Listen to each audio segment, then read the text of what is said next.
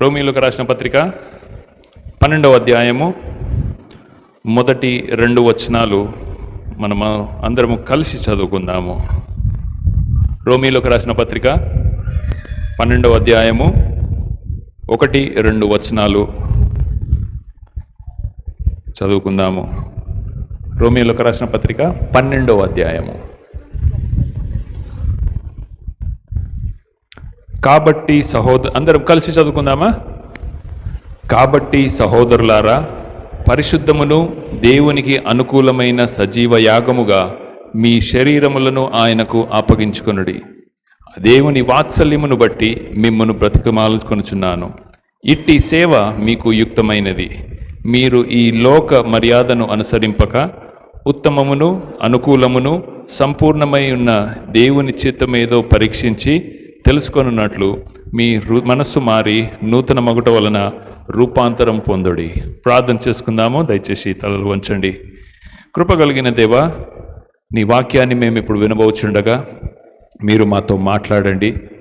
వినగలిగే చెవులను, గ్రహించే మనస్సును మాకు దయచేయమని, ఈ కొన్ని నిమిషాలు మా పూర్తి ఏకాగ్రత నీ మీద ఉంచుకొనుటకు మేము డిస్ట్రాక్ట్ అవ్వకుండా నీ సహాయము దయచేయమని కోరుచు, త్వరలో రానై ఉంటున్న నజరుడని యేసుక్రీస్తు నామములో బ్రతిమిలాడి వేడుకుంటున్నాము నా తండ్రి, ఆమేన్.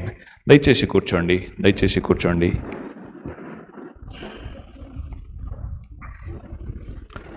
ఈరోజు నా వాక్య అంశము నిజమైన ఆరాధన.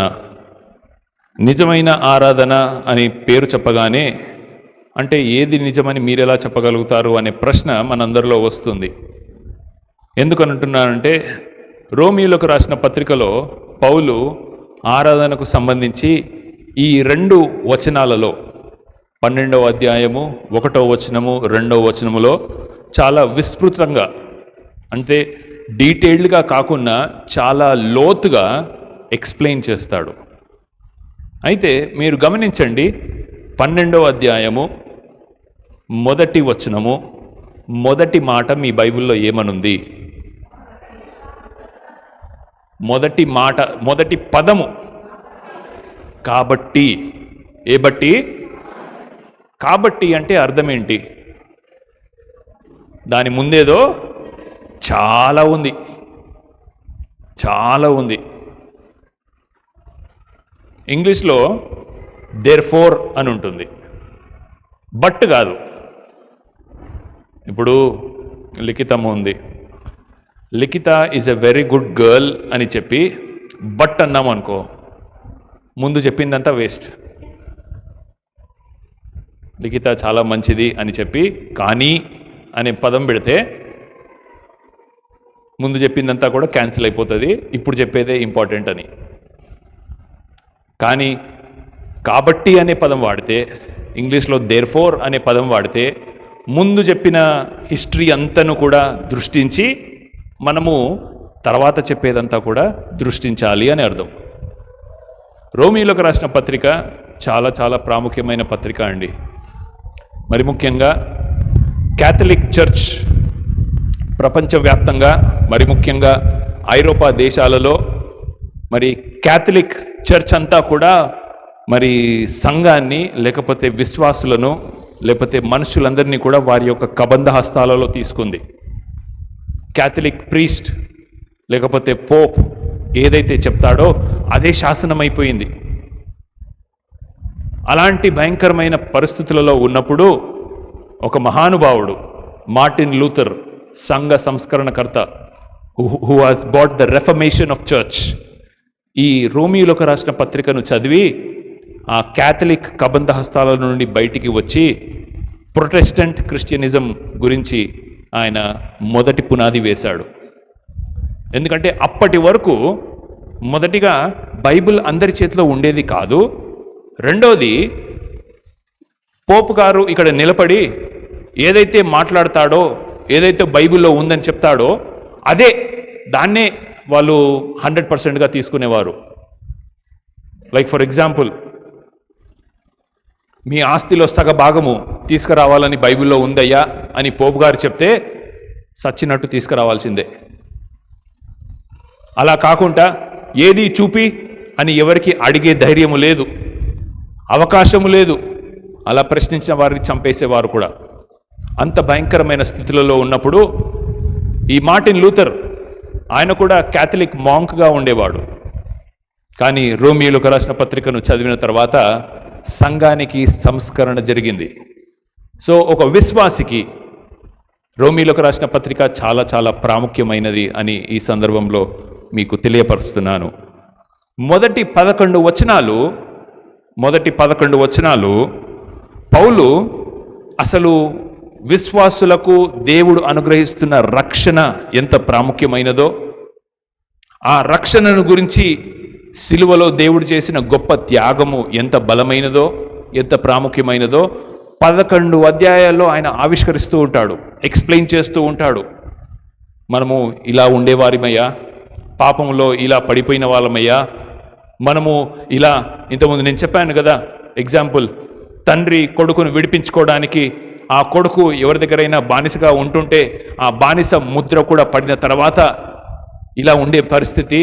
కానీ ఆయన మన కోసం వచ్చి సిలువలో తన రక్తాన్ని ఒక క్రయధనంగా ఇచ్చాడయ్యా అని 11 అధ్యాయాల్లో ఎక్స్ప్లెయిన్ చేసి వివరణ ఇచ్చి 12వ అధ్యాయం నుండి చివరి వరకు, కాబట్టి ఆయన ఇంత చేశాడు కాబట్టి మనము ఎలా జీవించాలో ఈ 12వ అధ్యాయం నుంచి మాట్లాడుతూ ఉంటాడు. అయితే ఈరోజు 12వ అధ్యాయంలో ఈ మొదటి 2 వచనాల నుండి ఆరాధన, అది కూడా దేవునికి యుక్తమైన ఆరాధన ఏంటో మీ ముందు ఆవిష్కరించడానికి నేను ఒక చిన్న ప్రయత్నం చేస్తాను. ఎందుకంటే చాలాసార్లు మనకు ఆరాధన అనే పదాన్ని ఎవరు సరిగా డిఫైన్ చేయలేరు, ఎవరు కూడా సరిగా నిర్వచించలేరు. ఎందుకంటే ఎవరికి ఏది తెలుసో అదే ఆన్సర్. 10th క్లాస్ వరకు చదివే రోజుల్లో 10th క్లాస్లో ఇప్పుడు ఉందో లేదో నాకు తెలియదు, మీరు చెప్పాలి. మేము చదివే రోజుల్లో ఆల్ ఇన్ వన్ అని ఒకటి ఉండేది, తెలుసా? ఆల్ ఇన్ వన్ అంటే ఏంటంటే అన్ని సబ్జెక్టులకి సంబంధించిన మోడల్ పేపర్స్ వచ్చేటివి. దాంట్లో ఒక క్వశ్చన్ వచ్చింది అనుకోండి, ఆ క్వశ్చన్కి అదే ఆన్సర్. ఇంటర్లో ఏమవుతుంది తెలుసా? ఇంటర్లో కూడా దాదాపు అలానే జరుగుతుంది. కొంచెం పెద్దగా డిగ్రీలు ఏమవుతుంది తెలుసా? ఒక క్వశ్చన్ అడిగాడు అనుకోండి, ఆ క్వశ్చన్కి ఆన్సర్ ఇలా ఇలా ఇలా ఇలా ఇలా ఇలా నా ముక్కేది అంటే ఇలా చూపించుకుంటూ కూడా ఆన్సర్ రాయొచ్చు. దానికి కూడా 8కి 8 మార్కులు పడకుండా ఒక 4-5 మార్కుల వరకు పడతాయి. కానీ బంపర్ ఆఫర్ ఎక్కడ తెలుసా? ఇంజనీరింగ్లో MBA చేసేటప్పుడు వాడు ఏ క్వశ్చన్ అడిగినా నీకొచ్చిన ఆన్సర్ మాత్రమే రాస్తారు చాలామంది. రాసి వాళ్ళు ఏం చేస్తారంటే చివర్లో దానికి ఎలాగో అలా కిచిడీలాగా కలిపేసి వాడు అడిగిన క్వశ్చన్కి మనం రాసే ఆన్సర్కి ఒక చిన్న లింక్ పెట్టేస్తే దానికి మార్క్స్ పడిపోతాయి. ఎందుకు ఇప్పుడు ఆ ప్రస్తావన చేశానంటే, మరి ఈ 12వ అధ్యాయం నుండి 1వ వచనం నుండి ఇక్కడ ఏమని మాట్లాడతారంటే, దేవుడు నిజమైన ఆరాధన ఇలా ఉంటుంది, నిజమైన ఆరాధన దేవునికి అనుకూలంగా ఉంటుంది, పరిశుద్ధంగా ఉంటుంది, అది సజీవ యాగంగా ఉంటుంది అని ఆరాధనతో కూడిన మొదటి పదాలు లేకపోతే మొదటి మెట్లు విశ్వాసి జీవితంలో ఈ 12వ అధ్యాయం నుండి నేర్పిస్తాడు. సో ఎవరికి ఇష్టం వచ్చినట్టు వారు ఆరాధన అనే పదాన్ని నిర్వచించుకుంటున్నారు ఈ రోజుల్లో. చాలామంది ఆరాధన అనగానే, నాకు కూడా తప్పలేదు. ఏమని తప్పలేదంటే, ఇంగ్లీష్లో ఇప్పుడు దీన్ని ఏమంటాము? ప్రతిరోజు మనము ఆదివారం ఇక్కడ వచ్చి 10 గంటల నుండి 1 గంట వరకు కూడుకుంటాం కదా. దీనికి ఒక పేరు ఇవ్వాలంటే ఏం పేరు ఇస్తున్నాం చెప్పండి? వర్షిప్. అంటే ఏంటిది తెలుగులో? ఆరాధన. మనం ఇతరులకు చెప్పాలంటే కూడా మా చర్చ్ టైమింగ్స్ అని అంటే అది కొద్దిగా అంత బిబ్లికల్గా వినపడదేమో అని చెప్పి మా ఆరాధన ఉదయం 10 గంటలకు ఉంటుందండి. పదం వాడతామా లేదా? ఆరాధన అనే పదం. ఇంగ్లీష్లో కూడా ఇప్పుడు మన యూట్యూబ్లో స్ట్రీమింగ్ అవుతుంది కదా, దానికి టైటిల్ ఏమని ఉంది చూడండి, BCH అంటే మన చర్చ్ పేరు, వర్షిప్ సర్వీస్. వర్షిప్ అన్నా సర్వీస్ అన్నా ఒకటే. ఎందుకంటే వేరే పదాలు మనకు తెలియక వర్షిప్, ఆరాధన అనే పదాన్ని మనం ఇష్టం వచ్చినట్టుగా వాడుకుంటున్నాము. కానీ ఈరోజు ఈ యొక్క ఆరాధనను, దేవుని నిజమైన ఆరాధనను ఈ యొక్క 12వ అధ్యాయము, రోమీయులకు రాసిన పత్రిక 12వ అధ్యాయం యొక్క వెలుగులో నిర్వచించడానికి మనం ప్రయత్నం చేద్దాము. మొదటిగా ఆరాధన అంటే ఏది కాదో చూద్దాము. What is not a worship? ఈరోజు చాలామంది వర్షిప్ అనగానే మ్యూజిక్ అనుకుంటాము. అందరు లేచి నిలబడండి ఆరాధన చేద్దాము అనగానే అందరు లేచి నిలబడతారు. నిలబడేసిన తర్వాత మ్యూజిక్లో ఆ సౌండ్ బాగా హల్లెలూయా ఉయ్యాలూపినట్టు మ్యూజిక్ వస్తూ ఉంటుంది. నేను ఆ పాటని వెక్కిరించడం లేదండి, నేను ఆ పాటను వెక్కిరించడం లేదు. ఆ పాట చాలా మంచి పాట, అత్యున్నత సింహాసనముపై. కానీ దానివల్ల మనకు వచ్చేది ఏందో తెలుసా? ఒక భ్రమ, ఒక ట్రాన్స్. ఇంగ్లీష్లో ట్రాన్స్ అంటాం. ఎప్పుడైనా మీరు అవకాశం వచ్చిందో లేదో కానీ ఈ కొన్ని ప్లేసెస్లో, పబ్లిక్ ప్లేసెస్లో, ఎస్పెషల్లీ డిస్కోథెక్లలో ఒక కంటిన్యూస్ మ్యూజిక్ పెట్టేస్తారు. ఎందుకంటే నీకు బయట ప్రపంచం అర్థం కాదు, ఒక ట్రాన్స్లో జీవిస్తారు. అందుకే ఒక మహానుభావుడు మలయాళంలో ఏం చేశాడో తెలుసా? క్రైస్తవ పాస్టర్లను వెక్కిరించుకుంటూ ట్రాన్స్ అనే మూవీ కూడా తీశాడు. విశ్వాసులని భ్రమపరుస్తున్న మ్యూజిక్ లేకపోతే భ్రమపరుస్తున్న అలవాట్లు ఉన్నాయని చెప్పి దానికి భ్రమ అని పేరు పెట్టి సినిమా కూడా తీశాడు. చాలా బాధేసింది, చాలా బాధేసింది. ఎందుకంటే ఈరోజు ఆరాధన అంటే ఒక భ్రమ అయిపోయింది. Worship has become a mesmerising trance, but that is not what worship is. ఈరోజు కీబోర్డ్ ఉంది, మన చర్చ్లో అయితే ఒక మంచి మిక్సర్ ఉంది, మరి టీనమ్మ హెల్ప్ చేస్తుంది. 2 కంప్యూటర్లు పెట్టాము, ఒకటి పాటల కోసము, ఒకటి లైవ్ స్ట్రీమింగ్ కోసము. ఇదంతా సెటప్ చేయడానికి పాస్టర్ లలిత్, సుకుమారు, జయరాజు వీళ్ళందరూ మార్నింగ్ వచ్చి ఇదంతా చేస్తారు. ఇంతకుముందు నేను చెప్పాను కదా 147వ కీర్తన నేపథ్యము. ఆ రోజు ఎజ్రా గారు మాట్లాడుతున్నప్పుడు, నెహెమియా ఈ మీటింగ్ అంతా అరేంజ్ చేసినప్పుడు ఈ మ్యూజిక్ ఉందా? కరెంట్ ఉందా? ఫస్ట్ లేదు. స్పీకర్లు ఉన్నాయా? లేదు. ఆరాధన ఉందా? ఉంది. ఎలా ఆరాధించి ఉండొచ్చు? మళ్ళీ ఆరాధన అంటే అంతే.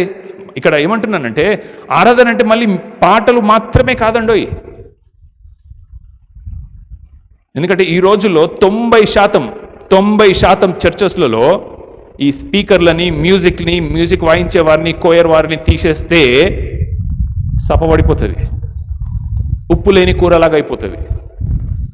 మరి మొదటి శతాబ్దంలో కరెంటు లేని రోజుల్లో, లేకపోతే యేసుక్రీస్తు ఈ భూమి మీద నడిచిన కాలంలో కూడా దేవుణ్ణి ఆరాధించారా? ఆరాధించారు. మేడగదిలో ఆరాధించారా? ఆరాధించారు. వారు ఆరాధిస్తే పరిశుద్ధాత్మ దేవుడు అగ్నిలాగా వచ్చాడు. హల్లెలూయా. మనం ఆరాధిస్తే కరెంటు పోతే సపబడిపోతుంది, కరెంటు పోతే సపబడిపోతుంది మన ఆరాధన. ఎందుకనంటే మన ఆరాధనకు, బైబిల్లో చెప్పే ఆరాధనకు చాలా తేడా ఉంది. ఆరాధన పెదవులకు సంబంధించింది కాదండి, గుండెకు సంబంధించింది. హల్లెలూయా. ఆరాధన గుండెకు సంబంధించింది. ఈ సామాజికంగా లేకపోతే సమూహంగా అంటే గ్రూప్లో కలిసి ఆరాధిస్తే ఏమవుతుందో తెలుసా? పక్కనోడు ఏది చేస్తే మనం అది చేస్తాము. లాస్ట్ పాట మిమ్మల్ని నిలబెట్టి ఎందుకు పాడతాం చెప్పండి? మన చర్చిలో ఎన్ని పాటలు పాడతాం మనము? 4 పాటలు పాడతాము. స్టార్టింగ్ ట్రబుల్ ఉంటుంది కాబట్టి మీడియం టెంపో ఉన్న పాట పాడతాం, లేకపోతే అందరికీ వచ్చిన పాట పాడతాం. సెకండ్, థర్డ్ పాట కొంచెం బీట్ అందుకునే పాట పాడతాం, ఎందుకంటే మీ అందరినీ ఒక ఆకర్షించాలనో. చెప్తున్నా కదా, నాకు కూడా ఇష్టం లేదు. మన చర్చిలో కూడా మనం తప్పు చేస్తున్నాము ఆరాధన విషయంలో. లాస్ట్ పాట, 4వ పాట ఎప్పుడు కూడా ఒక ఉయ్యాల టైపో, ఒక ఫీల్ వచ్చే పాట. పోయిన ఆదివారం కాదు, అటుపోయిన ఆదివారము నేను మెసేజ్ చెప్పేటప్పుడు లాస్ట్కి నేను ఒక మంచి పదము చెప్పాలనుకున్నాను, కానీ అది చెప్పలేకపోయాను.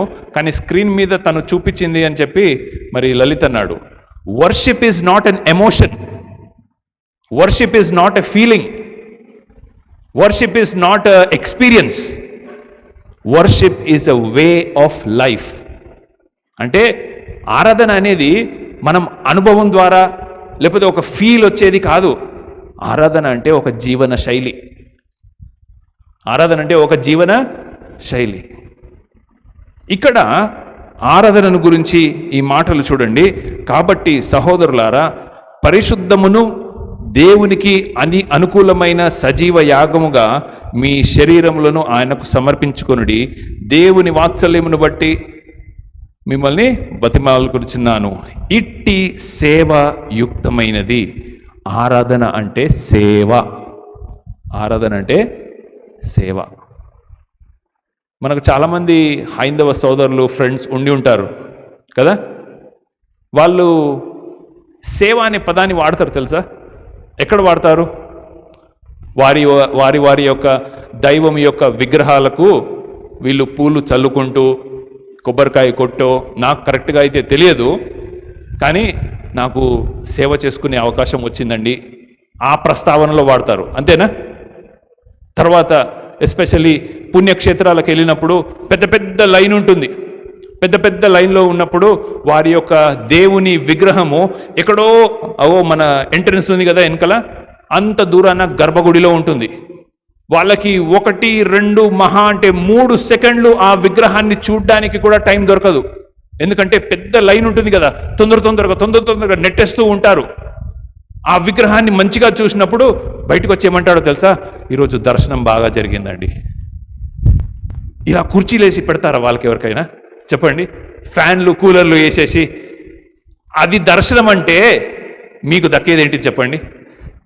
దాన్నే దర్శనం అంటే ఇక్కడ జరిగేది మీకు తిండి పెట్టి దర్శనం ఇస్తున్నామా లేదా? ప్రశ్నించుకోవాలి ఒకసారి మనము. వాళ్ళు దానికోసము రోజులు తరబడి లైన్లో గంటలు నిలబడి టికెట్లు బుక్ చేసుకొని ఇక్కడి నుంచి ఎక్కడికో తిరుపతికి వెళ్ళి, అదే దర్శనం అంటే మనకు దక్కేది పరలోకం అనాలి. ఇప్పుడు చెప్తున్నా, మాట వరుసకు చెప్తున్నాను. ఆరాధన అంటే దేవుణ్ణి సేవ చేసుకోవడానికి మనకు వచ్చిన అవకాశం. వాక్యంలోకి వచ్చేద్దాం మళ్ళీ. మూల భాషలో కొత్త నిబంధన గ్రీకు భాషలో రాయబడి ఉంది. క్రొత్త నిబంధన గ్రీకు భాషలో రాయబడి ఉంది. పాత నిబంధన హెబ్రీ భాషలో రాయబడి ఉంది. అయితే ఈ రోమియోలకు రాసిన పత్రిక 12వ అధ్యాయము 1-2 వచనాలలో ఆరాధన అనే పదము బైబిల్లో గ్రీకులో 2 మూల పదాలు వాడబడ్డాయి. 2 పదాలు. కొంచెం డీప్గా వెళ్తున్నాను, మీరు జాగ్రత్తగా విని మీరు నేర్చుకోవడానికి ప్రయత్నం చేయండి. ఒకటి లాట్రియా. చెప్పండి. లాట్రిన్ కాదు, లాట్రియా. ఇంకోటి ప్రోస్కునియో. లాట్రియా, ప్రోస్కునియో. చెప్పండి, పర్లేదు. లాట్రియా, ప్రోస్కునియో.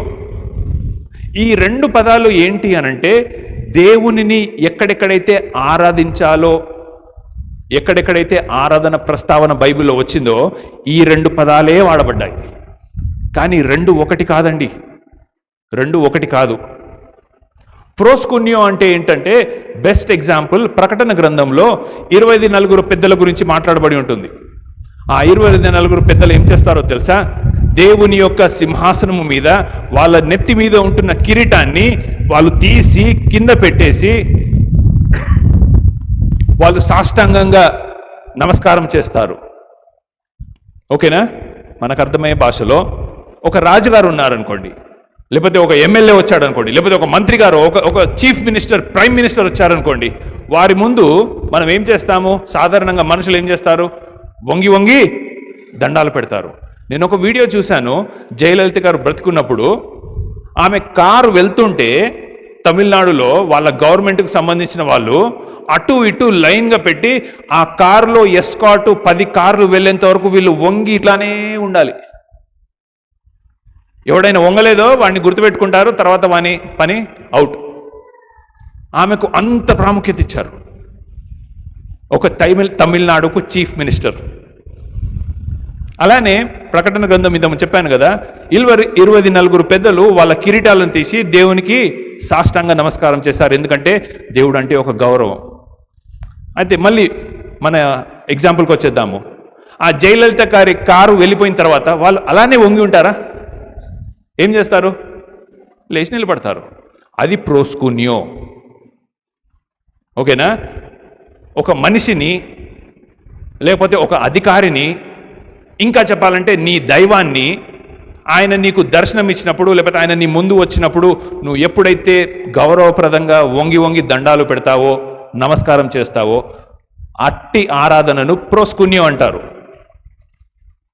లాట్రియా అంటే ఏందో తెలుసా? ఆయన లేనప్పుడు కూడా, ఆయన నీ ముందు ఉన్నా లేకున్నా నువ్వు ఆయనకు చూపించే గౌరవం ఉంటుంది చూడండి, నువ్వు ఆయనకు చూపించే ప్రేమ ఉంటుంది చూడండి, ఆయనంటే ఒకలాంటి భయం ఉంటుంది చూడండి, దాన్ని లాట్రియా అంటారు. పౌలు ఇక్కడ దేవుని పట్ల మనకు ఉండవలసిన ఆరాధన ఆదివారం చూపించే భక్తి కాదండి, సోమవారం నుండి శనివారం వరకు మనం చూపించే భక్తి లాట్రియా. ఇది నిజమైన ఆరాధన అని ఇక్కడ మనకు మెన్షన్ చెప్పిస్తాడు. ఎందుకనంటే మనము ప్రేమని, అఫెక్షన్ని, గౌరవాన్ని ఆయన సన్నిధిలో ఉన్నా ఆయన సన్నిధిలో లేకున్నా కూడా చూపించుటయే నిజమైన ఆరాధన. అందుకే పౌలు అంటాడు, ఇట్టి సేవ యుక్తమైనది. ఇట్టి సేవ యుక్తమైనది అంటే మీరు ఆయన సన్నిధిలో ఉన్నప్పుడే మీ యొక్క క్రైస్తవ భక్తి నిష్ట బయటపడడం కాదు. మీరు ఇంటికి వెళ్ళిపోయిన తర్వాత సోమవారం నుండి శనివారం వరకు ఎలాగైతే జీవిస్తారో, ఇంతకుముందు చెప్పాను కదా, worship is a way of life, అంటే నీ జీవన శైలి, అది అసలైన ఆరాధన. ఇక్కడ లేచి ప్రార్థన చేయడం కాదండి, ఇక్కడ లేచి కానుకలు ఇవ్వడం కాదండి, ఇక్కడ తీసుకొచ్చిన బియ్యం బస్తాలో పండ్లో కాదండి, ఇక్కడ మంచిగా పాటలు పాడడం కాదు, లేకపోతే ఇగో పొద్దున్నే వస్తారు కదా మన 4-5 హెల్ప్ చేయడానికి సహోదరులు, అది కాదు. వెనకలపై కిచెన్లో అన్నం వండుట కాదు, స్వీట్ చేసుట కాదు, బాత్రూమ్ గడుగుట కాదు. ఈరోజు కాకుండా మిగతా రోజుల్లో ఎవ్వరూ లేని సమయంలో నువ్వు ఏదైతే భక్తిని, శ్రద్ధను చూపిస్తావో అది నిజమైన ఆరాధన. ఇట్టి సేవ మన బిహేవియర్లో కనబడుతుంది, ఇట్టి సేవ యుక్తమైనదని చెప్పి. క్రైస్తవులు ఆదివారము ఆరాధించట చాలా తేలిక, మిగతా రోజుల్లో ఆరాధించడమే, పెదవులతో కూడా ఆరాధించడం చాలా తేలిక. A.W. టౌజర్ అని ఒక ఆయన ఉన్నాడు, ఒక మంచి టీచర్. ఆయన ఏమంటాడో తెలుసా? క్రైస్తవులు అబద్ధాలు ఆడరు కానీ అబద్ధాలు పాడతారు అని అన్నాడు. ఏమన్నాడు? మనము అబద్ధాలు ఆడము కానీ పాడతామంట. ఎలా? నీ సన్నిధిలో మోకరించి, ఒక్కళ్ళు మోకరించలేదండి. ఒక్కళ్ళని చూద్దామనుకుంటే షారోనమ్మ అప్పుడప్పుడు మోకరించి ప్రార్థన చేస్తుంది, లేకపోతే జానకమ్మ గారు అప్పుడప్పుడు ప్రార్థన చేయడానికి మోకాళ్ళు ఉంచుతారు. వాళ్ళని చూశాను. నీ ఉంటే నాకు చాలు. ఒక్కసారైనా బయట దేవుడు గుర్తొస్తాడా మనకి? పాడటం మాత్రం భలే పాడతాం మనము. అందుకే A.W. టౌజర్ అన్నాడు, Christians will never lie but their songs are filled with lies. మనం విశ్వాసులు అనబడుతున్న వాళ్ళము క్రైస్తవులుగా అబద్ధాలు ఆడరమేమో కానీ పాటల్లో చాలా అబద్ధాలు పాడతాం. ఇంకోటి ఏంటో తెలుసా? వేరే మతాలలో, లేకపోతే మతం అనకూడదు కానీ వేరే విశ్వాసాలలో కనబడని మన దగ్గర ఒకటి కనబడుతుంది. ఏందో తెలుసా? వేరే విశ్వాసాలలో, లేకపోతే వేరే ధర్మాలలో కొంతమంది సింగర్స్ ఉంటారు. సింగర్స్ పాట పాడేవాళ్ళు. మన క్రైస్తవుల్లో ప్రతి ఒక్కరు సింగరే. తప్పేమీ కాదు కానీ ఆ సింగర్ అనే బిరుదుకి మీనింగ్ లేకుండా పోయింది. పాడటం తప్పేమీ కాదు కానీ నీ పాటలో, ఇప్పుడు ఫర్ ఎగ్జాంపుల్ చెప్తున్నాను, పప్పు ఎలా చేస్తారు చెప్పండి? నాకు రాదు. ఫస్ట్ కందిపప్పును నానబెట్టాలా? అంతేనా? చెప్పండి, పప్పు ఎంతమందికి వచ్చి చేయడము? ఎలా చేస్తారు? ఫస్ట్ నానబెట్టాలా? క్రిస్టల్, నానబెట్టిన తర్వాత దాన్ని కుక్కర్లో వేయాలా? కుక్కర్లో పసుపు గిసుపు ఉప్పు అన్నీ వేసేసి తర్వాత పచ్చిమిర్చి అదే ఏమేమైతే వేయాలో వేసేసిన తర్వాత, అంటే నా పాయింట్ ఇక్కడ ఏంటంటే పోపు అనేది లాస్ట్కి వేస్తాం అనుకోండి కదా, తాలింపు. సపోజ్ నానబెట్టేటప్పుడే నేను పోపు వేసేసి తాలింపు వేసేసి తర్వాత దాన్ని కుక్కర్లోకి వేసి, అంటే ప్రాపర్ ప్రొసీజర్ పాటించకుండా ఉంటే తినడానికి ఏమొస్తుంది చెప్పండి? పప్పు అయితే కాదు, అది ఇంకేదో వస్తుంది, ఎల్లో కలర్ సాస్ లాగా వస్తుంది. ఒక పప్పు చేయడానికి మనం ఈ పద్ధతి పాటిస్తే దేవుణ్ణి ఆరాధించడంలో ఒక పద్ధతి పాడు అనేది ఉంటుంది. దేవుణ్ణి పాటలు పాడే విషయంలో కూడా ఒక రాగం, తానం, పల్లవి అని కొన్ని ఉంటాయి. ఫస్ట్ ఆఫ్ ఆల్ పాటలు పాడడం మాత్రమే ఆరాధన కాదు, కానీ ఒకవేళ పాటలు పాడి నువ్వు దేవుణ్ణి ఆరాధించాలనుకున్నట్లయితే దానికి ఒక శృతి, ఒక లయ ఉంటుందని నేను మీకు జ్ఞాపకం చేస్తున్నాను. దావీదు గొప్ప కీర్తనకారుడు. ఆయన ప్రతి అనుభవాన్ని, సంతోషం వేసిన, దుఃఖం వేసిన, బాధ వేసిన, అతన్ని ఎవరైనా వెన్నుపోటు పొడిచాడనుకున్నా కూడా ప్రతి అనుభవాన్ని పాటలో రాశాడు.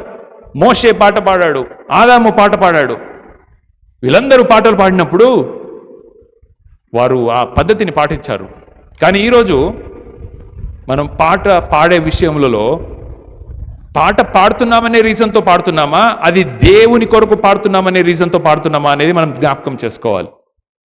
ఈ 3 గంటలు మిగతా జీవితం అంటే మిగతా జీవితం ఇంపార్టెంట్ కాదు అనట్లేను, కానీ ఈ 3 గంటలు మనము దేవుని సన్నిధిలో మాట్లాడే ప్రతి మాట, ఆలోచించే ప్రతి ఆలోచన, పాడే ప్రతి పాట నీ దిల్సే రావాలి.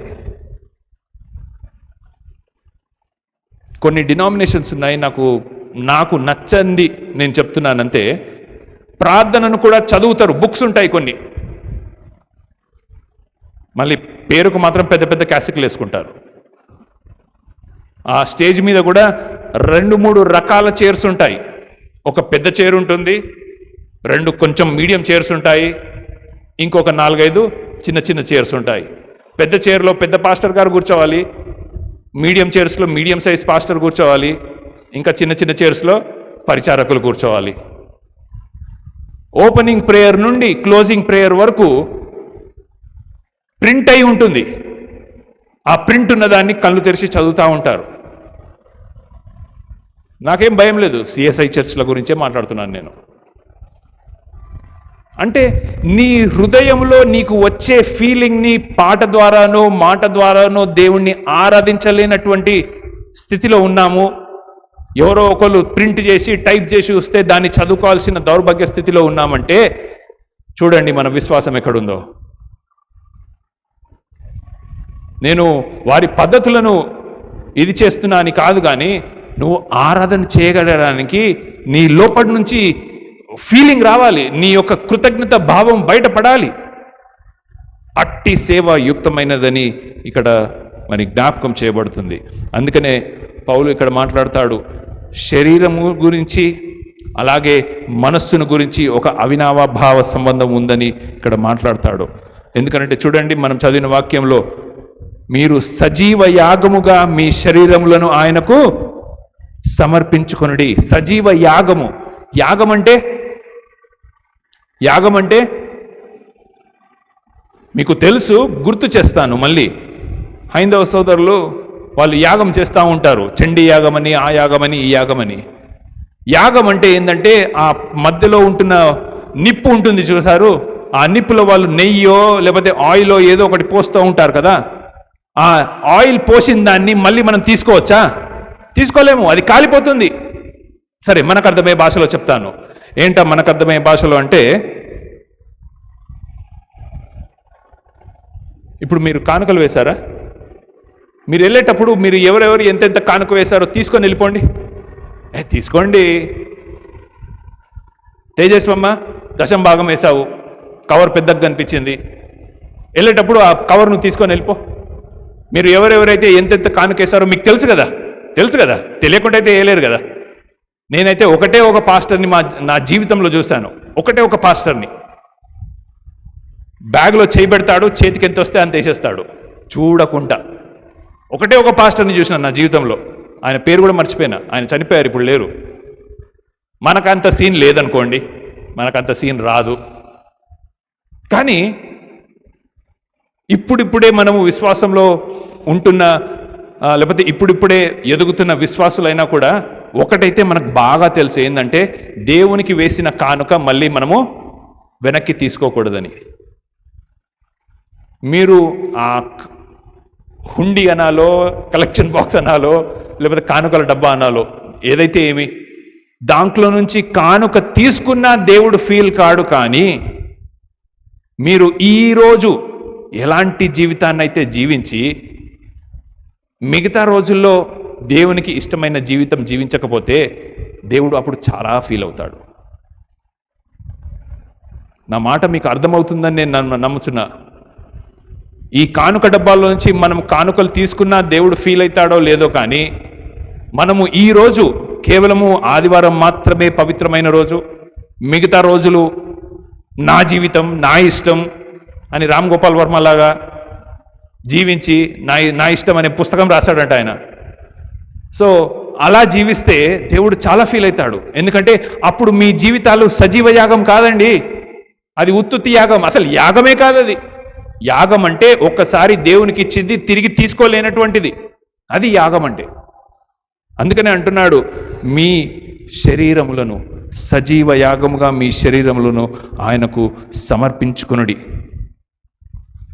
మీరు ఇట్లా సమర్పించుకుంటలేరు కాబట్టే యెషయా గ్రంథంలో ఎప్పుడో రాయబడి ఉంది, దాన్ని యేసుక్రీస్తు ప్రభువారు మళ్ళీ గుర్తు చేస్తారు. ఒక్కసారి మార్కు సువార్త తీద్దామా? మార్కు సువార్త 7వ అధ్యాయము. మార్కు సువార్త 7వ అధ్యాయంలో ఏం జరుగుతుందంటే, యేసుక్రీస్తు ప్రభువారు ఫరిసీయులను తిడుతూ ఉన్నాడు. ఓ ఫరిసీయులారా, మీరు పెద్ద హిపోక్రిట్స్. హిపోక్రిట్స్ అంటే మీరు వేషధారులు. ఎందుకు వేషధారులు అంటే 7వ అధ్యాయము 6వ వచనము. అందుకు ఆయన వారితో ఇలాగూ చెప్పెను, ఈ ప్రజలు పెదవులతో నన్ను గణపరుచుతున్నారు, కానీ వారి హృదయము నాకు దూరంగా ఉన్నది. వారు మానవులు కల్పించిన పద్ధతులతో దేవోపదేశములను బోధించుచు నన్ను వ్యర్థముగా ఆరాధించుచున్నారని రాయబడినట్టు వేషధారులైన మిమ్మును గూర్చి యెషయా ప్రవచించినది సరియే, నిజమే. యెషయా గ్రంథంలోనే రాయబడి ఉందంట. ఏంటంటే మీరు పెదవులతో నన్ను ఆరాధిస్తున్నారు, పెదవులతో కాక ఈరోజు వ్యర్థమైన ఏమంటున్నారు, మానవులు కనిపించిన పద్ధతి, ఇంగ్లీష్లో చెప్పాలంటే ట్రెడిషన్స్. పోయిన వారము ఫస్ట్ పాట ఏం పాట పాడాను గుర్తుందా? పోయిన వారం 4 పాటలు పాడాము కదా. ఫస్ట్ పాట ఏ పాట పాడాము గుర్తుందా ఎవరికైనా? గుర్తులేదా? పరిశుద్ధ పరిశుద్ధ అనగానే చాలా మందికి ఇక్కడ పెళ్ళి ఎక్కడైతుంది అనుకున్నారు. ఎందుకంటే పెళ్లిలలో ఆ పాట పాడి పాడి పాడి పరిశుద్ధ పరిశుద్ధ ప్రభువు అనే పాట పెళ్లి పాట అని ఫిక్స్ అయిపోయింది చాలా మందికి. ఆంధ్ర క్రైస్తవ కీర్తనలు ఓపెన్ చేసి చూడండి, ఆ పాట మీకు ఎక్కడ దొరుకుతుంది? దైవస్తుతి అనే కేటగిరీలో దొరుకుతుంది. దేవుని నామం చాలా పరిశుద్ధమైనది. ఎంత పరిశుద్ధమైనదంటే పరములో దూతలు కూడా వర్ణింపలేనటువంటిది అని ఆ పాట అర్థం.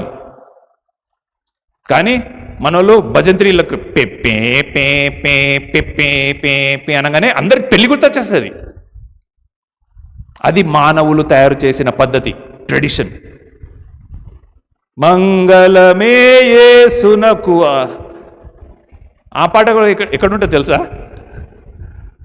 మంగళసూత్రం కట్టేటప్పుడు ఉంటుంది కదా. తప్పు.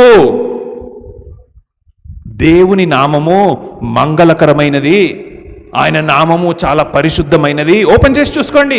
ఆంధ్ర క్రైస్తవ కీర్తనలు అనే బుక్ మీకు ఇంటర్నెట్లోనే దొరుకుతుంది, లేకపోతే బుక్ షాప్లో అయినా దొరుకుతుంది, లేకపోతే మీ ఇంట్లో పాతది ఉంటే ఓపెన్ చేసి చూడండి. మంగళమైనది యేసుని నామము. ఆయన నామము చాలా మంగళకరమైనది అంటే మంచిది, శుద్ధమైనది అని అర్థము. మంగళమే యేసునకు మాంగళ్యానికి లింకు పెట్టేసేసి పెళ్లిపాట అయిపోయింది. ఇంకా చెప్పుకుంటూ పోవాలి అంటే ధ్వజస్తంభము నిలబెట్టి, ఎవరు? విశ్వాసులే ధ్వజస్తంభము నిలబెట్టి ధ్వజస్తంభానికి మామిడాకులు ఇలా తోరణాల్లాగా కట్టి స్తోత్రం చెల్లింతుము. ఇంకా చెప్పాలా? చాలా ఉన్నాయి. పెళ్లి కార్డుకి 4 మూలల 4 పసుపుకు ఇవి పెట్టి మానవులు కల్పించు పద్ధతులు, ఇవన్నీ కూడా మనుషులు తయారు చేసిన పద్ధతులు. లోకాన్ని వదులుకోలేక లోకములో ఉంటున్న అలవాట్లను, బైబిల్లో ఉంటున్న మాటలకు అక్రమ సంబంధము, ఎస్ ఈ పదం నేను వాడుతున్నాను, అక్రమ సంబంధం కలిపి అటు లోకంలో కాక ఇటు దేవునిలో కాక మధ్యలో లవదికియా సంఘం లాగా 2 పడవల మీద కాలు వేసే క్రైస్తవ జీవితం ఈ రోజుల్లో రాలేదా? వచ్చేసింది. అందుకని ఈ మాట అంటున్నాడు, వారు హృదయము నాకు దూరంగా ఉంది, వారు మనుషులు కల్పించు పద్ధతులను దేవోపదేశములను బోధించుచు నన్ను వ్యర్థంగా ఆరాధిస్తున్నారు. ముందు ఒకసారి చెప్పాను అనుకుంటా, ఒక చర్చిలోనంట ఈ పుల్పిట్ ఎక్కడ పెట్టాలో వాస్తు చూసారట. అది ఎంత నిజమో ఎంత అబద్ధమో అంటే చూసారా, మనుషులు కల్పించు పద్ధతులు మన జీవితాల్లో కాదు దేవుని సన్నిధిలోకి వచ్చేసాయి. అందుకని ఆరాధన అనేది మన పెదవుల మీద నుంచి కాదండి, గుండె లోతుల్లో నుంచి రావాలి. 2 విషయాలు చెప్పి నేను ముగించేస్తాను. మొదటిది, మనం ఆరాధించేటప్పుడు మన శరీరముతో దేవుణ్ణి ఆరాధించాలి. మనం ఆరాధించేటప్పుడు మన శరీరముతో దేవుణ్ణి ఆరాధించాలి. అందుకే పౌలు మళ్ళీ ఒకసారి 12వ అధ్యాయంకి వచ్చేద్దాము. రోమీయులకు రాసిన పత్రిక 12వ అధ్యాయము 1వ వచనంలో ఏమనుంది? అందుకే పౌలు ఏమంటాడు? మీ దేహములను సజీవ యాగముగా. మీ దేహము అంటే మీ శరీరము. దేవుణ్ణి ఎలా ఆరాధించాలి అని ఒక ఫేమస్ వచనం ఉంది, ఎవరైనా చెప్తారా? నీ దేవుడైన యెహోవాను పూర్ణ ఆత్మతోనూ పూర్ణ మనస్సుతోనూ, నెక్స్ట్ ఇంకోటి కూడా ఉంది, పూర్ణ బలము, లేకపోతే శక్తి అంటే మన శరీరం అని అర్థం. పూర్ణ బలము, శక్తి అంటే మన శరీరం అని అర్థం. ఎందుకు మన శరీరంతో మనం దేవుణ్ణి ఆరాధించాలి అంటే, ఈ శరీరం ఇచ్చింది ఆయన్నే, ఈ జీవితం ఇచ్చింది ఆయన్నే.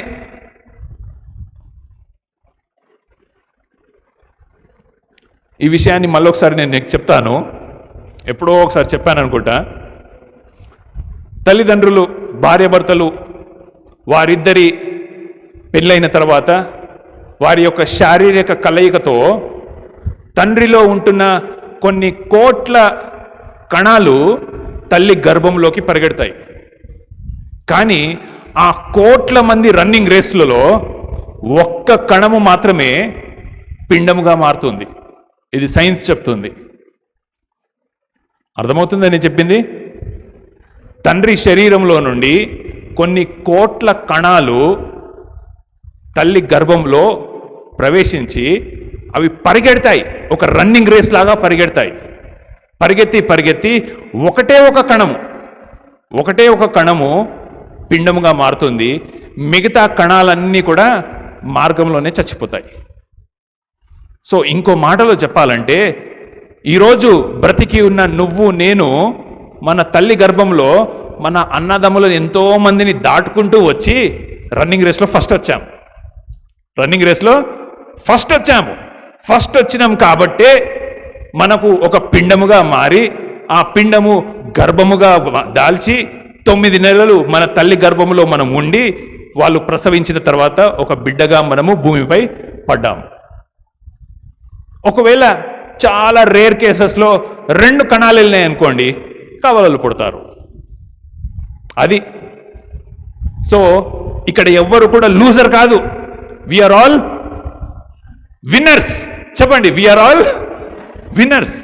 తల్లి గర్భంలోనే మనం రన్నింగ్ రేస్లో ఫస్ట్ వచ్చాము. ఎందుకు ఈ మాట చెప్తున్నానంటే, సపోజ్ నువ్వు కాక నీ అన్నదమ్ముల్లో అక్కాచెల్లెల్లో ఎంతోమంది వచ్చి ఉండుంటే, నీ తల్లి గర్భంలో రన్నింగ్ రేస్లో ఫస్ట్ వచ్చి ఉంటుంటే నువ్వు బతకకపోయేదాన్ని. నువ్వు అసలు నీకు ఎగ్జిస్టెన్స్ అనేది లేదు.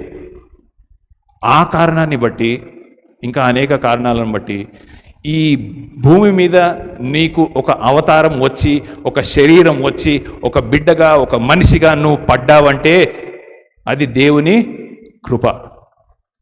అందుకని నీ శరీరం మీద కూడా దేవునికి ఆధిపత్యం ఉందండి. నువ్వు బట్టలు వేసుకుంటున్నావా? దేవుని కొరకు వేసుకోవాలి. నువ్వు ఏదైనా పని చేస్తున్నావా? దేవుని కొరకు చేయాలి. కిచెన్లో కూరగాయలు తరుగుతున్నావా? నీ భర్త మీద కోపంతో కూరగాయలు తరిగితే చేయలేకపోతే జాగ్రత్త. దేవుణ్ణి ఆరాధించుటకు చేయాలి. ఏ పని చేసినా దేవుణ్ణి ఆరాధించుటకు చేయాలి. అందుకనే నీ యొక్క శరీరములు సజీవ యాగములుగా ఇవ్వాలి అంటే దేవుణ్ణి నీ శక్తితో దేవుణ్ణి ఆరాధించాలి. నీ శరీరంతో చేసే ప్రతి పనిలో దేవుడు ప్రతిబింబించాలి. ఇంతకుముందు చెప్పిన ఎగ్జాంపుల్ మళ్ళీ గుర్తు చేస్తాను. ఒక బానిస క్రయధనమిచ్చి ఎలాగైతే విడిపింపబడతాడో, దేవుని యొక్క రక్తము అమూల్యమైనది. ఆ రక్తము క్రయధనముగా పెట్టి నిన్ను నన్ను కొన్నాడు. కాబట్టి మనము మన సొత్తు కాదు, మనము ఆయన సొత్తు. మనము టీచర్ పని చేస్తున్నా, జాబ్ చేస్తున్నా, మనము ఏ పని చేస్తున్నా జీతం కోసమో కాదు, లేకపోతే ఎవరో చూస్తున్నారని కాదు, దేవునిని ఆరాధించుట కొరకు నువ్వు ఆ పని చేయాలి. అది దేవునికి ఇష్టమైన సేవ, ఇట్టి సేవాయుక్తమైనది. That is what it means to love and worship God with all your strength. అంటే నీ పూర్ణ శక్తితో దేవుణ్ణి ఆరాధించుట అంటే అది. పూర్ణ శక్తి అయిపోయింది. పూర్ణ ఆత్మ కాదు, పూర్ణ మనసు గురించి మాట్లాడదాం. ఇక్కడ ఆత్మ, శక్తి, మనస్సు మూడున్నాయి. శరీరం అయిపోయింది, శక్తి అయిపోయింది, పూర్ణ మనస్సు అంటే ఏంటి? మనస్సు అంటే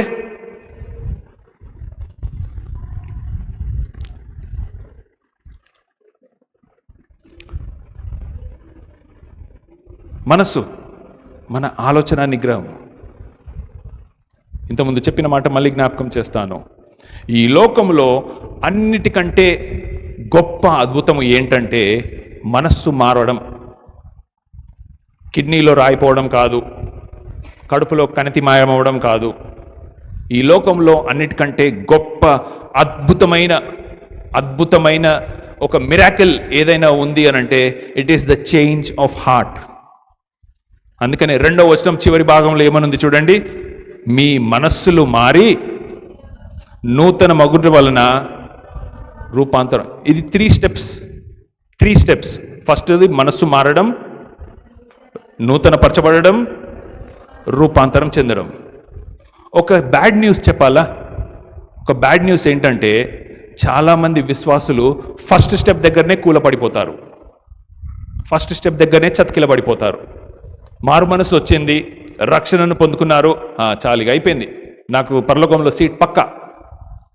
అది కాదు. నీకు మారు మనస్సు వచ్చింది అనంటే నీ పాతది ఏదైతే ఉందో చెత్తా చెదారం అదంతా వదులుకొని కొత్తదనాన్ని వేసుకోవాలి. ప్రతి కొత్త సంవత్సరం రోజు మనం వాడే ఒక బాగా ఫేమస్ వాక్య భాగం ఏంటండి? 2 కొరింథీయులు 5:15 అనుకుంటా, 5:13, 5:15. ఇదిగో పాతవన్నీ గతించిపోయాను, సమస్తము. ఇవి మనకు చాలా గుర్తుంటాయి, నిద్ర నుంచి లేపినా కూడా చెప్తాము. కానీ దాన్ని పాటిస్తున్నామా? లేదు. పాతవి వదులుకోలేకపోతుంటాము. ఆ పాత గబ్బు సాక్స్ జేబులో పెట్టుకొని తిరుగుతూ ఉంటాము. కొత్త సాక్స్ కాళ్ళకుంటాయి, కానీ పాతది మాత్రం మనము వదులుకోలేము. పాతది వదులుకొని నువ్వు మారు మనస్సు అంటే యూటర్న్ కొట్టడం. ఇప్పటి వరకు వెళ్తుంది నేను రాంగ్ రూట్ దేవా, సో నేను యూటర్న్ కొడుతున్నా అని అర్థం. యూటర్న్ కొట్టిన తర్వాత నేను పాతవి ఇవన్నీ తప్పులు చేశాను, ఇక ముందు నేను అవి చెయ్యను. అది నీ యొక్క మనస్సుతో దేవుణ్ణి ఆరాధించడము. చివరిది నీ యొక్క ఆత్మతో ఆరాధించడం. ఆత్మ అంటే సోల్. చూడండి, మీకు అర్థం కావడానికి చెప్తున్నాను. సపోజ్ మా పిల్లల ఎగ్జాంపుల్ చెప్తాను. ఇక్కడ చాలామంది మా స్టూడెంట్స్లలో హిందూ ఫ్యామిలీస్ నుంచి వచ్చిన వాళ్ళు ఉన్నారు కదా, చాలామంది ఉన్నారు. మా స్కూల్ రూల్ ప్రకారము మిమ్మల్ని మేము దేవుణ్ణి నమ్ముకోమని బలవంతమైతే చేయము, కానీ సండే చర్చ్లో మాత్రం మీరు కూర్చోవాలి. దానికి ఒప్పుకొనే కదా మీరు ఇక్కడ జాయిన్ అయ్యింది. మీకు తెలుసో లేదో మనకంటే వాళ్ళు పాటలు బాగా పాడగలుగుతారు. అర్థమైందా? మనకంటే బాగా వాక్యం చదవగలుగుతారు. అంటే ఇక్కడ ఏమంటున్నానంటే, క్రైస్తవేతరులు ఎవరైతే ఉంటారో వాళ్ళు వచ్చి ఒక 6 నెలలు మనతో కలిసి ఉన్నప్పుడు, లేకపోతే 1 సంవత్సరము కలిసి ఉన్నప్పుడు, వీళ్ళైతే 3 సంవత్సరాలు ఉంటారు కాబట్టి మన పాటలన్నీ వస్తాయి, వాక్యమంతా వస్తుంది. పొద్దున్నే లేచి ప్రార్థన కూడా తెలుసో తెలియకో అలవాట్లో పొరపాటు కూడా చేసేస్తారు. కానీ అది దిల్తో చేయరు, అంటే మనస్ఫూర్తిగా చేయరు. నీ యొక్క జెన్యున్గా రాదు అది. మన ఆరాధన అలా ఉండకూడదని ఇక్కడ మాట. మన ఆరాధన బుక్ మీద చదువుకుంటున్న ప్రేయర్ లాగానో, లేకపోతే ఒక ప్రోగ్రామ్ షీట్ మొత్తం టైప్ చేసి ప్రింట్అవుట్ ఉంటే దాన్ని చదువుకుంటూ వెళ్ళిపోవడము, అలా కాదు. అప్పుడు నీకు బయట ఉన్న వాళ్ళకి ఏం తేడా చెప్పండి? ఏం తేడా? విశ్వాసులు అనబడుతున్న మనకి, క్రైస్తవేతరులు అనబడుతున్న లోకంలో ఉంటున్న వాళ్ళకి ఏంటి తేడా? వాళ్ళు మనకంటే బాగా పాడగలుగుతారు, మంచిగా ప్రిపేర్ అయ్యేస్తే మనకంటే బాగా ప్రార్థన చేయగలుగుతారు, ఆరాధన చేయగలుగుతారు. అప్పుడు వ్యత్యాసం ఎక్కడుంది? వ్యత్యాసం ఎక్కడుందంటే, మనము మనస్ఫూర్తిగా చేస్తే అది నిజమైన ఆరాధన. మనం మనస్ఫూర్తిగా చేస్తే అది నిజమైన ఆరాధన. 12వ అధ్యాయము, రోమీయులకు రాసిన పత్రిక 12వ అధ్యాయము 1వ వచనంలో మీకేమని కనబడుతుందో తెలుసా? దేవుని వాత్సల్యమును బట్టి మిమ్మును బతిమాలు కొనుచున్నాను. ఎందుకు మీరు అలా ఆరాధన చేయాలి అంటే, దేవుడు మీ పట్ల వాత్సల్యమును చూపించాడు.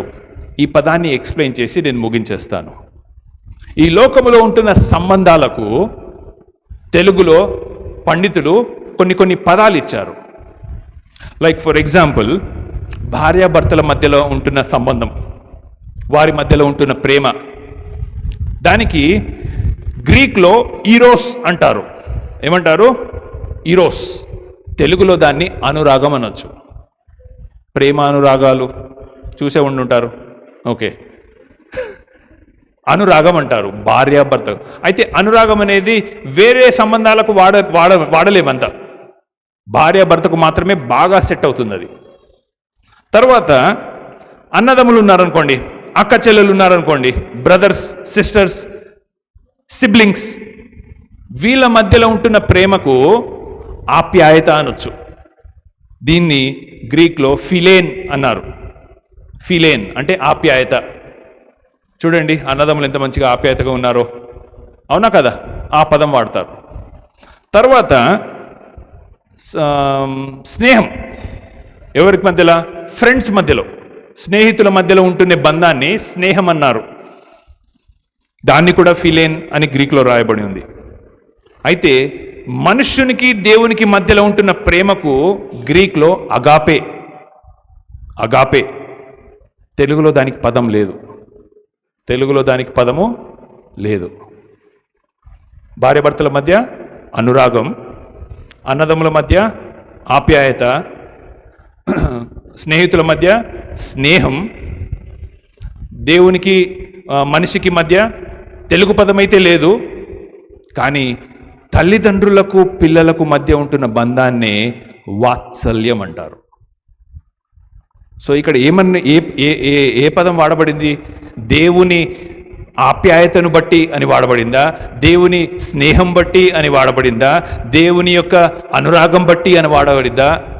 దేవుని వాత్సల్యమును బట్టి మిమ్మల్ని బ్రతిమిలాడుకుంటున్నాను అని పౌలు అంటాడు. ఎందుకంటే ఆయన మన తండ్రి. అబ్బా అని పిలుచుటకు కూడా మనకు అర్హత లేనప్పుడు ఆయన మనల్ని దత్తపుత్రికలుగాను దత్తపుత్రులుగాను తీసుకొని ఆయన మనల్ని హక్కున చేర్చాడు.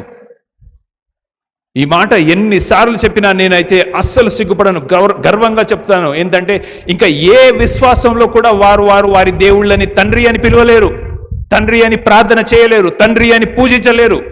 కానీ మనకు ఆ గొప్ప అవకాశం ఉంది. హల్లెలూయా!